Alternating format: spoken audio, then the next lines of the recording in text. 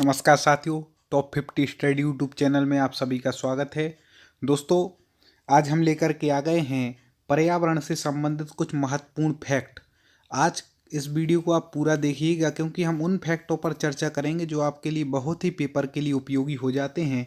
ऐसे कुछ पर्यावरण के लगभग 50 फैक्ट पर आज हम इस वीडियो में चर्चा करेंगे जो आपके लिए बहुत ही उपयोगी हैं। यदि सब्सक्राइब ना किया हो तो एक बार सब्सक्राइब पर आप क्लिक कर दें, जिससे अगला हमारा पर्यावरण के फैक्ट से संबंधित या और भी सब्जेक्ट से संबंधित वीडियो हो आप तक पहुंच पाए। चलिए शुरुआत करते हैं। सबसे पहला, इन्वायरमेंट शब्द की उत्पत्ति फ्रेंच भाषा के इन्वेरनर से हुई, जिसका अर्थ है घिरा हुआ। ठीक है, पर्यावरण का अर्थ भी क्या होता है? घिरा। परि मतलब होता है चारों ओर से, और आवरण मतलब क्या होता है? घिरा हुआ। इससे मिलकर के क्या बनता है? पर्यावरण। इस प्रकार से हो गया। चलिए और आगे बढ़ते हैं। बहुत ही उपयोगी आज का वीडियो होगा। देखिए, पारिस्थितिकी शब्द का सर्वप्रथम प्रयोग अर्नेस्ट हैकेल ने 1869 में किया। पारिस्थितिकी वह विज्ञान है जिसके अंतर्गत समस्त जीवों तथा भौतिक पर्यावरण के मध्य में अंतर संबंधों का अध्ययन किया जाता है। पारिस्थितिकी में क्या होता है?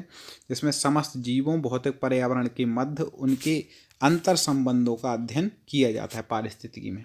पारिस्थितिकी तंत्र जिसको बोलते हैं इकोसिस्टम, ठीक है, शब्द का सर्वप्रथम प्रयोग A.G. टांसले द्वारा 1935 में किया गया था। कब किया गया? A.G. टांसले द्वारा 1935 में पारिस्थितिकी तंत्र इकोसिस्टम का सर्वप्रथम प्रयोग हुआ। पारिस्थितिकी तंत्र भौतिक तंत्रों का एक विशेष प्रकार होता है। इसकी रचना जैविक अजैविक संगठनों से होती है। खुला तंत्र है। ठीक है, पारिस्थितिकी तंत्र की क्या विशेषताएं हो गई कि इसमें जैविक अजैविक संगठनों से होता है, वह एक खुला तंत्र है। और अगला फैक्ट, सूक्ष्म जीवों को वियोजक भी कहा जाता है। यह मृत पौधों और जंतुओं के जैविक पदार्थ से सड़ा गलाकर मृदा के निर्माण में महत्वपूर्ण भूमिका निभाते हैं।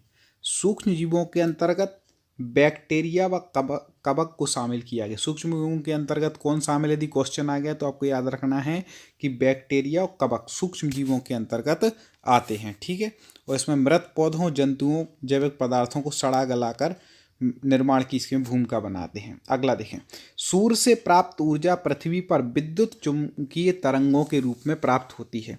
सूर्य से जो ऊर्जा मिलती है कैसे मिलती है? विद्युत चुंबकीय तरंगों के रूप में। जल पृथ्वी पर प्राकृतिक रूप से पाया जाने वाला एकमात्र अकार्बनिक तरल पदार्थ है। प्राकृतिक रूप से पाया जाने एकमात्र अकार्बनिक तरल पदार्थ क्या है? जल, पानी। ठीक है, पृथ्वी पर जल की कुल मात्रा समान रहती है, जबकि यह एक रूप से दूसरे रूप में परिवर्तित होता रहता है।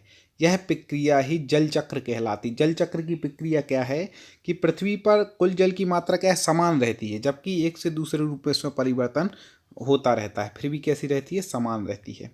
मानव पर्यावरण संबंध में नियतिवादी उपागम के अनुसार मानव को पर्यावरण का एक तत्व माना जाता है। मानव भी एक पर्यावरण का तत्व है। इसके अनुसार मानव प्रकृति के हाथ का खिलौना है। इसे पर्यावरणवादी उपागम भी कहते हैं। उपागम क्या है? महत्वपूर्ण जो शब्द हैं पर्यावरण के, उन सारे पे हम चर्चा कर लेंगे। तो मानव प्रकृति के हाथ का एक क्या है? खिलौना है। इसके याद रखिएगा। मानव पर्यावरण संबंध में संभववादी उपागम के अनुसार मानव को पर्यावरण का एक सक्रिय तत्व मानते हैं। ठीक है, इसका विचार है कि मनुष्य प्रकृति पर विजय प्राप्त कर चुका है तथा प्रकृति में मनचाहा परिवर्तन करने में समर्थ है। ये प्राकृतिक संसाधनों के अधिदोहन पर विश्वास करते हैं। अगला फैक्ट देखते हैं। मानव पर्यावरण संबंध में नवनियतिवादी उपागम के अनुसार ये सारे पूछे जाते हैं। ठीक है, नवनियतिवादी उपागम क्या इनकी थ्योरी है के अनुसार प्रकृति का अत्यधिक दोहन विनाशकारी बताया गया है। ठीक है, इसके अनुसार मानव को प्रकृति के अनुसार अपनी विकास की नीतियां बनानी चाहिए। प्रकृति के अनुसार सतत विकास की अवधारणा का विचार इसी उपागम से लिया है। आप क्वेश्चन पूछ सकते हैं कि सतत विकास की अवधारणा का उपागम किससे लिया है? तो आपको याद रखना है कि नवनियतिवादी उपागम से लिया गया है। ऐसे क्वेश्चन आ सकते हैं। वीडियो आप बिल्कुल पूरा देखें, बिल्कुल भी ना छूटें। आपके लिए बहुत उपयोगी होगा। ऐसे पर्यावरण के कई वीडियो अभी हम लेकर के आए हैं, कई लेकर के आने वाले हैं, इसलिए चैनल को सब्सक्राइब कर लें। अभी तो आपको लिंक मिल गई होगी व्हाट्सएप फेसबुक से, आगे मिले ना मिले इसलिए सब्सक्राइब कर लें, और वीडियो देखने के लिए चैनल पर जाके देख सकते हैं। चलिए इसको आगे देखते हैं। सतत विकास का अर्थ है वर्तमान की जरूरतों को पूरा करते हुए भावी पीढ़ियों के लिए संसाधनों को सुरक्षित रखना। सतत विकास का क्या अर्थ है? वर्तमान की जरूरतों को पूरा करते हुए भावी पीढ़ी के लिए संसाधनों को सुरक्षित रखना। अगला देखें, उष्ण कटिबंधीय सदाबहार वन विषुवत रेखा के उत्तरी दक्षिणी गोलार्ध में पाए जाते। कई बार पूछा गया उष्ण कटिबंधीय सदाबहार वन कहाँ पाए जाते हैं, तो ये विषुवत रेखा के उत्तरी दक्षिणी गोलार्ध में पाए जाते हैं, जहाँ साल भर तापमान आर्द्रता काफ़ी उच्च रहती है। उष्ण कटिबंधीयों में क्या तापमान और आर्द्रता बहुत ऊंची रहती है, तथा औसत वार्षिक वर्षा कितनी होती है? 200 सेंटीमीटर से अधिक होती है उष्ण कटिबंधीय सदाबहार वनों में। यह विश्व की सर्वाधिक जैव विविधता पाई जाती है। यहाँ पर सबसे ज़्यादा जैव विविधता कहाँ पर पाई जाती है? तो उष्ण कटिबंधीय सदाबहार वन में। इसे डोलड्रम की पेटी भी कहा जाता है। अब क्वेश्चन आ जाएगा डोलड्रम की पेटी किसे कहा जाता है, तो आपको याद रखना कि उष्ण कटिबंधीय सदाबहार वन को कहा जाता है। टैगा वन, इसके बारे में देखें। आर्कटिक वृत्त के चारों ओर और यूरोप, एशिया, उत्तरी अमेरिका महाद्वीप में पाए जाते हैं।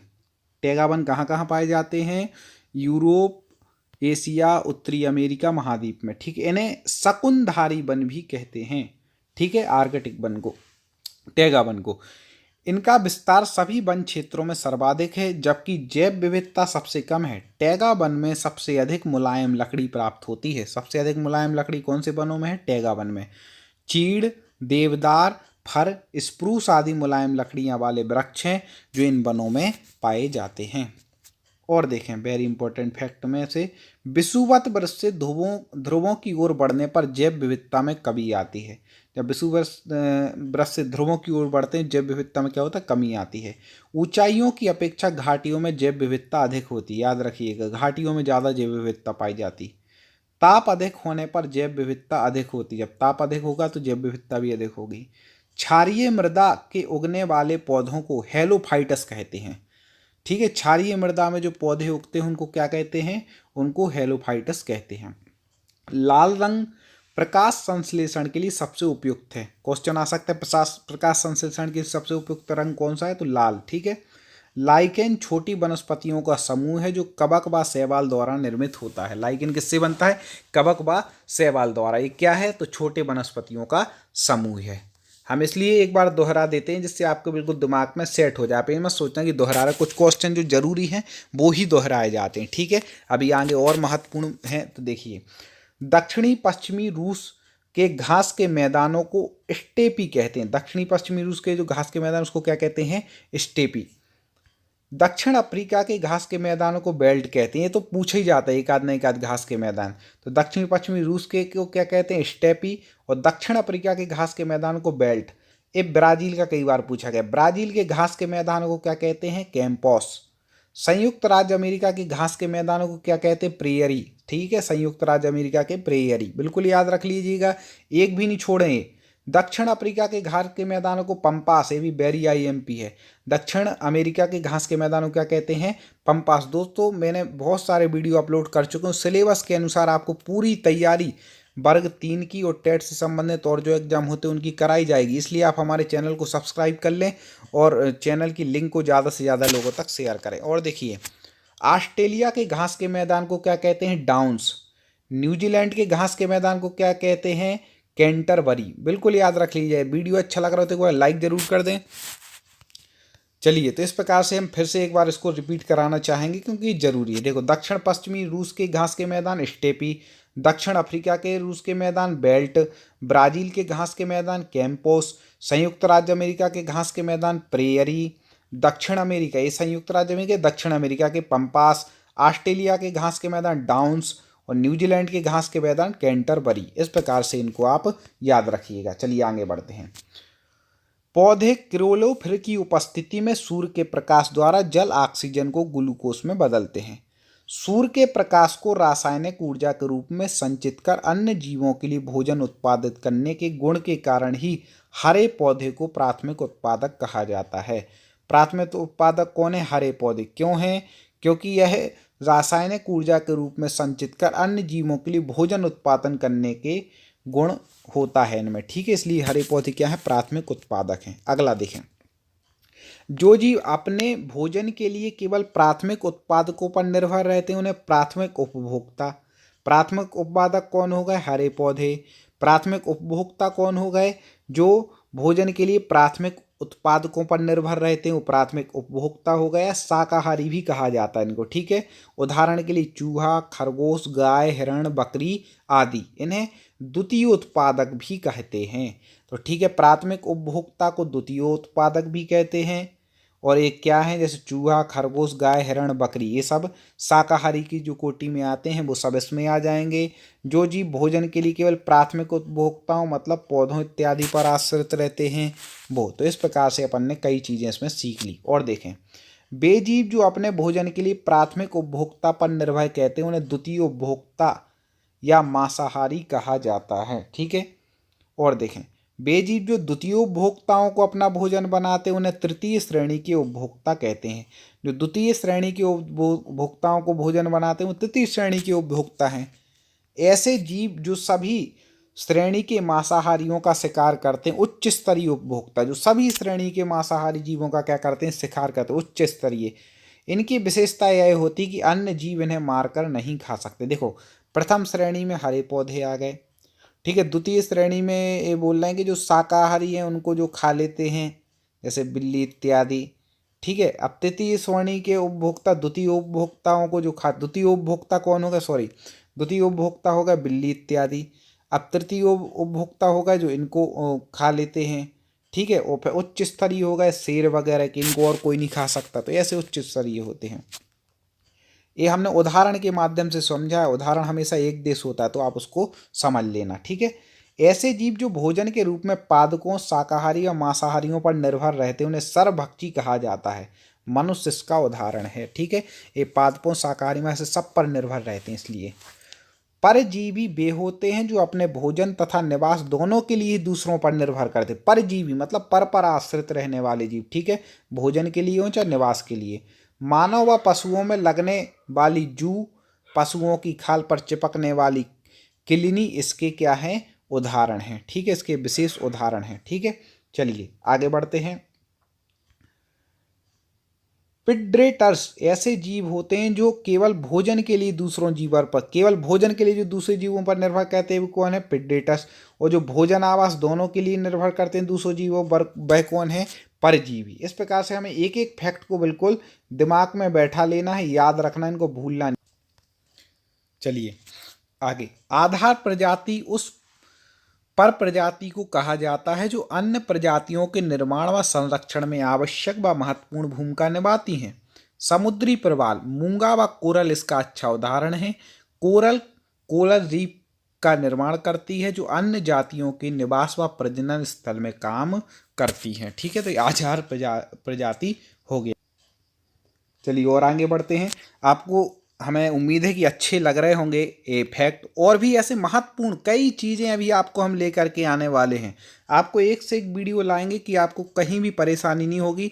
आप इस बार वर्ग 3 में बिल्कुल पार हो जाएंगे। 135 प्लस का हमें लक्ष्य रखना है। कंपटीशन बहुत है वर्ग 3 में। 135 प्लस का आप लक्ष्य लेकर के चलें, निश्चित ही आपको सफलता मिलेगी। और पुराने यदि आप पेपर देखना चाहते हो हमारे चैनल पे जाके हर सब्जेक्ट के 2011 में जो उसके पहले पेपर हुआ था उसके पेपर आप देख सकते हैं। चलिए आगे बढ़ते हैं। अम्बोला प्रजाति एक विशाल जंतु व समुदाय होता है। अम्बोला प्रजाति क्या है? एक विशाल जंतु समुदाय है जिस एक प्रमुख प्रजाति के कारण अन्य प्रजातियों को स्वतः सुरक्षा मिल जाए उस मुख्य प्रजाति को अम्बोला प्रजाति कहते हैं। अम्बोला प्रजाति क्या है कि मुख्य प्रजाति के कारण अन्य प्रजातियों को भी जहाँ पर सुरक्षा मिल जाती है, अम्बोला प्रजाति। जिस प्रकार बाघ को विशेष सुरक्षा देने के लिए टाइगर रिजर्व घोषित किए जाते हैं, इससे न केवल बाघ को बल्कि उस स्थान की अन्य प्रजाति भी सुरक्षित हो जाती है। उसी प्रकार इस रिजर्व घोषित क्षेत्र में बाघ एक अम्ब्रेला प्रजाति है। इस प्रकार से कुछ महत्वपूर्ण फैक्ट पर चर्चा की। अभी और भी महत्वपूर्ण फैक्ट हैं, चूंकि वीडियो ज़्यादा बड़ा हो रहा है, ऐसे बहुत सारे महत्वपूर्ण फैक्ट हैं, तो वो हम अगले वीडियो में आपके लिए लेकर के आएंगे। आप सब्सक्राइब कर लें, जिससे जैसे ही अगला वीडियो हमारा अपलोड होगा आपके पास नोटिफिकेशन आएगा। बेल आइकन को जरूर दबा लेना, जिससे आपका नोटिफिकेशन तुरंत आ जाए, और बेल आइकन के माध्यम से अगला जो हमारा वीडियो अपलोड हो तो उसका नोटिफिकेशन आप तक पहुँचे और आप उस वीडियो को भी पढ़ सकें। तो इस प्रकार से आप हमसे जुड़े रहें। अगले वीडियो के साथ पुनः मुलाकात होगी। जय